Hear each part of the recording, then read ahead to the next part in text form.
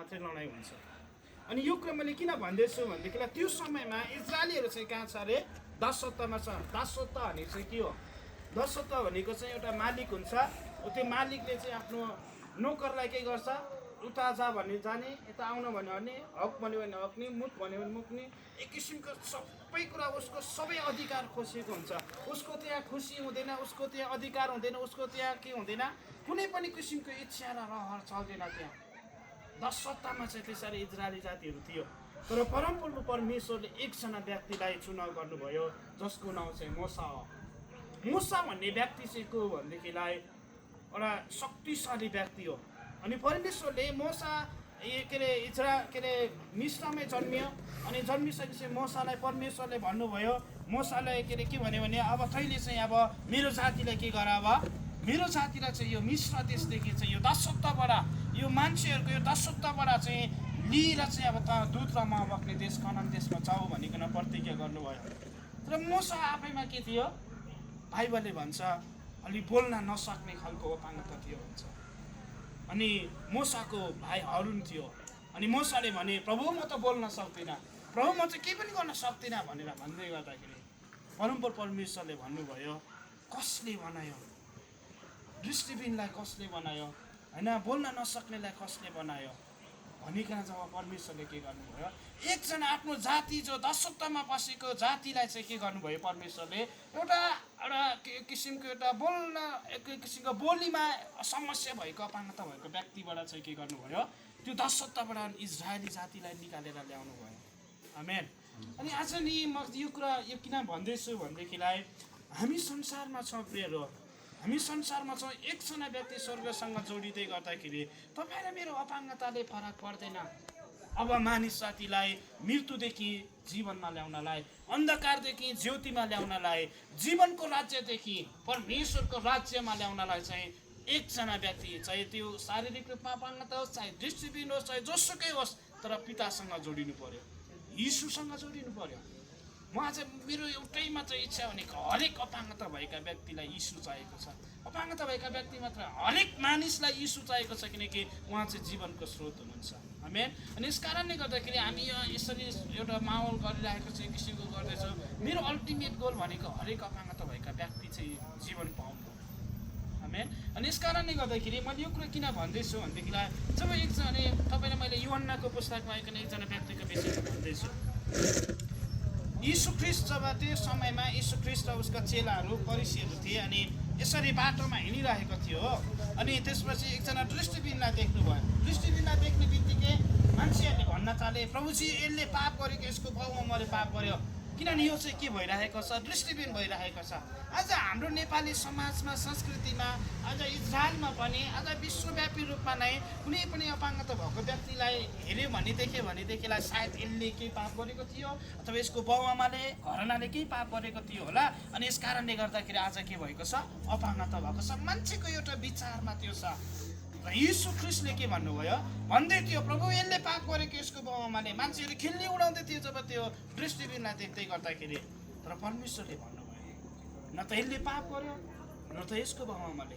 यस कारणले यसको एउटा दृष्टिबिन यो कुराले भयो कि परमेश्वरको महिमा, परमेश्वरको कार्य चाहिँ यो व्यक्तिको जीवनबाट होस् भनेर। शक्तिशाली व्यक्ति पाउल, जो चाहिँ पहिला यीशु ख्रीष्टलाई को राज्यलाई रोक्नको लागि यहुदी सभाघरको एउटा यरुसलेमको एउटा यहुदी परिषदको एउटा माथिल्लो ओहदामा बसेर यीशु ख्रीष्टको राज्यलाई बढ्न नदिनको लागि उसले धेरै प्रयास गरेको। इभन यीशु ख्रीष्टको चेला होइन स्टेफनसको मृत्युमा पनि ऊ आफै सहभागी भएको मान्छे।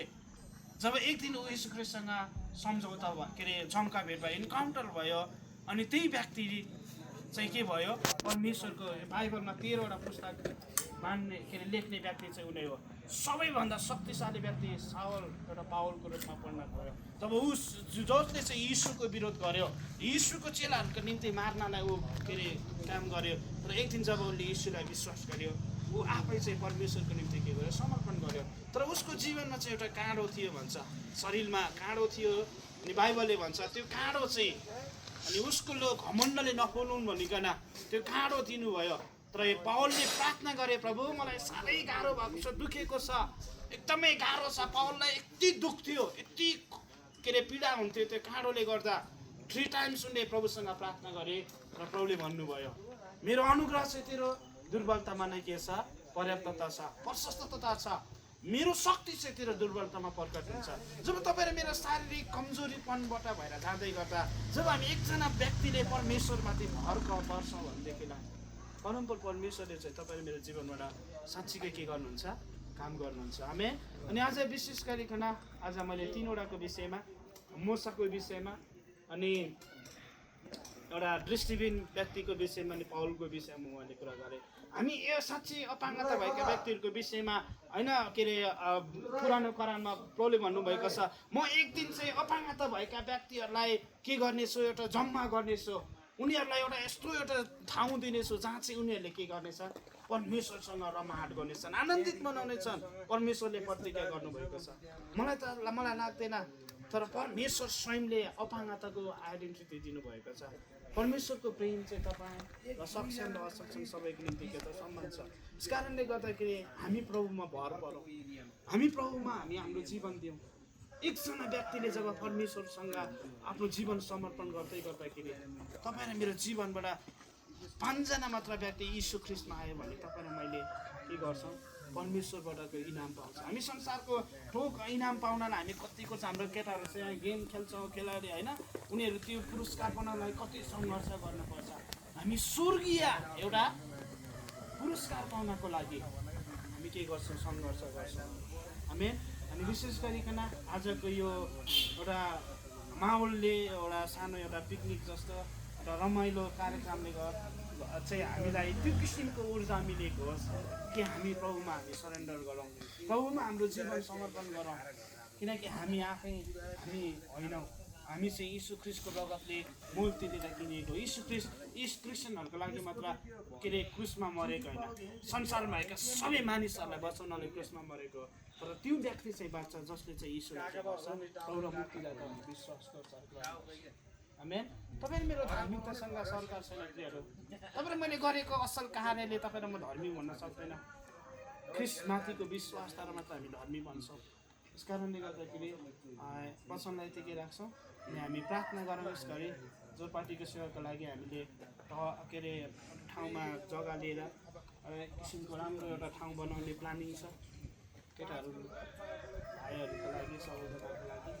अनि त्यो ठाउँ यस्तो ठाउँ बनोस्, त्यहाँ चाहिँ एउटा शान्तिको ठाउँ बनोस्, प्रभुको उपस्थिति बग्ने ठाउँ बनोस्, प्रेम र जीवनको सुगन्ध बग्ने ठाउँ बनोस्, जहाँ हरेक अपाङ्गता भएका व्यक्ति डिप्रेसनमा छ, व्यभिचारमा छ, अशुद्ध कुरासँग छ, अधार्मिकता कुरासँग छ, परिवारबाट रिपुल छ। त्यो ठाउँमा चाहिँ मानिसहरूले के पाउँ, एउटा छत्र छाया पाउँ, सहारा पाउँ। आमेन। अनि त्यो ठाउँको लागि नै प्रार्थना गर्छौँ ल।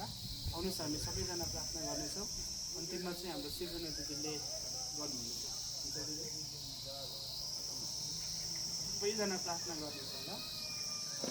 हामी सबैजना आँखा चिन्ह गरेर प्रार्थना गर्नेछौँ। प्रभु हामी धन्यवाद दिन्छौँ समयको लागि, तपाईँलाई धन्यवाद पवित्र पिता।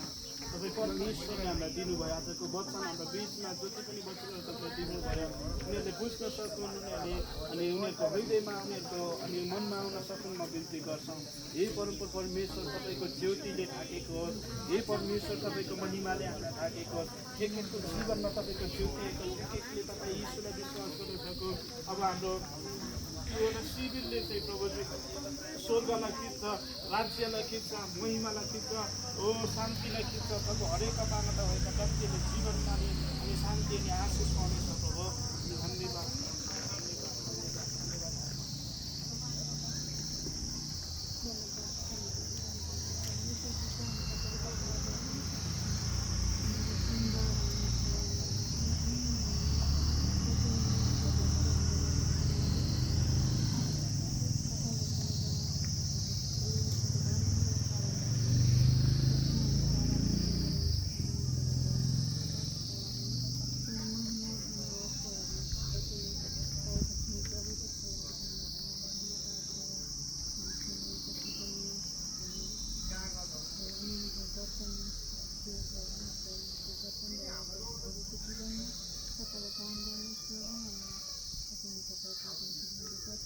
Sampai ke dalam, di dalam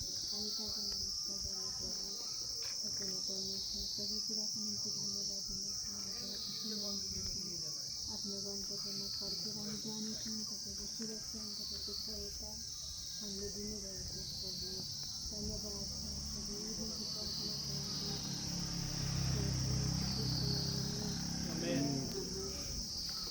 हुन्छ, धन्यवाद। के छ अब हामी रमाइलो गर्ने होला, खाना घुम्न जाने